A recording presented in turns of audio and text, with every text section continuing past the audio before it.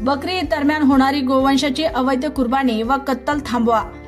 विश्व हिंदू परिषदेची मुख्यमंत्र्यांकडे निवेदनाद्वारे मागणी.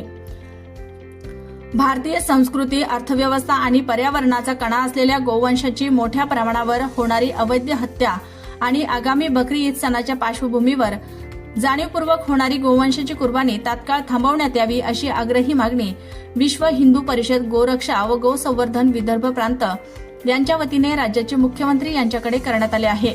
या संदर्भातील एक सविस्तर निवेदन जळगाव जामोद येथे तालुका प्रशासनाला सादर करण्यात आले. या निवेदनात नमूद करण्यात आलं आहे की भारतीय संविधानातील कलम 48 नुसार गोवंश संरक्षणाची जबाबदारी राज्यावर आहे. तसेच कलम 51 अ ग नुसार प्रत्येक नागरिकाच्या प्राण्याबद्दल दयाबुद्धी ठेवणे हे कर्तव्य आहे. महाराष्ट्रात महाराष्ट्र प्राणी संरक्षण अधिनियम 1976 अंतर्गत संपूर्ण गोवंश हत्याबंदी लागू असून त्याचे उल्लंघन करणे हा कायद्याने दंडनीय गुन्हा आहे.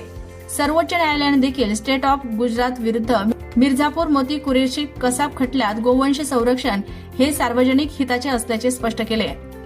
निवेदनात सर्वात गंभीर बाब अधोरेखित करताना म्हटलं की जिल्ह्यात होणारी अवैध गोवंश हत्या केवळ कायद्याचे उल्लंघन नसून त्याद्वारे जाणीवपूर्वक सामाजिक सलोखा बिघडवण्याचे षडयंत्र रचलं जात आहे. अशा प्रक्षोभक घटनांमुळे जनसामान्यांच्या धार्मिक भावना दुखावल्या जाऊन कायदा व सुव्यवस्थेचा प्रश्न निर्माण करण्याचा प्रयत्न काही समाजकंटकांकडून होत आहे.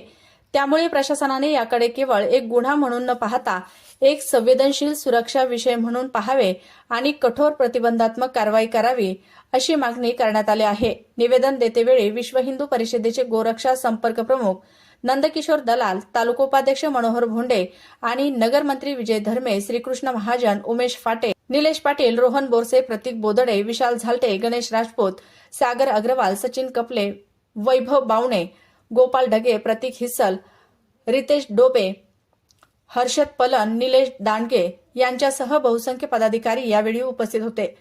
चळवळीमध्ये आपले अमूल्य योगदान देऊन गोवंश हत्या पूर्णपणे बंद करावी अशी विनंती मुख्यमंत्र्यांना या पत्राद्वारे करण्यात आली आहे.